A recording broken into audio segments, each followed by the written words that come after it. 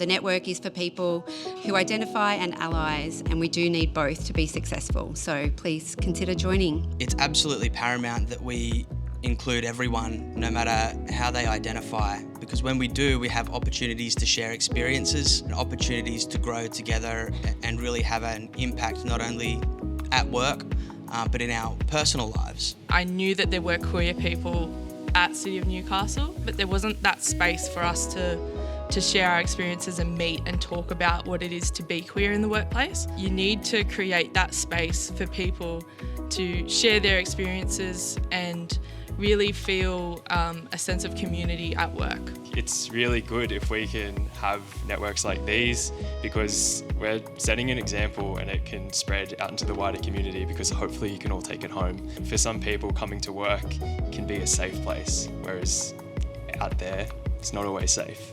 For a long time I wasn't very honest with myself, and it definitely bit me in the butt later in life. I'm always conscious of who I've told, who I haven't told, and doing it this way, I guess it's a big reveal. It's so fun. And it makes my life easier because I can just put it all out on the table, and I'm just so happy to work in a place that is so accepting and tolerant and inclusive. You know, I've been with my partner for 13 years, and 7 of those years I didn't exist as part of her workforce, because it's not, you know, we'd have arguments, is she ashamed of me? But no, for the fact that her position, she didn't want she to have a weakness. For me to sit here now, I guess it's so good to have this support here, and this is my way, I guess, of speaking out and just be kind. I think that's probably everyone's got something going on, just be kind. When I read an article about how youth whose pronouns are used at home,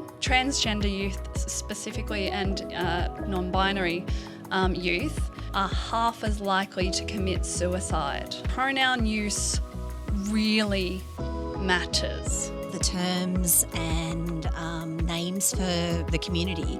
Where could we educate ourselves a little bit more about it? Any hints or tips of good places? There is Pride and Diversity, that is one resource, and Econ. Diversity Council Australia, our council is a part of that now. I'm just wondering if anyone on the panel wants to share that little special moment that they had where they felt safe and that they could actually, tell the person that sat next to them or whoever it was at the water cooler. I was in a conversation with a friend and we were just chatting away, and they said, I don't have any friends in the LGBTIQ plus community. Guess what?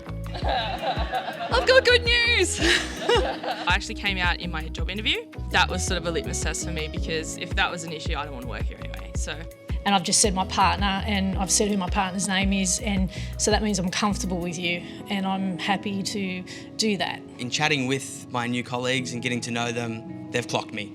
And they've picked up on it, so they're asking really sort of pointed questions, and then all of a sudden I'm giving them fashion advice, and then I'm gay. So an interesting thing to build rapport with new people.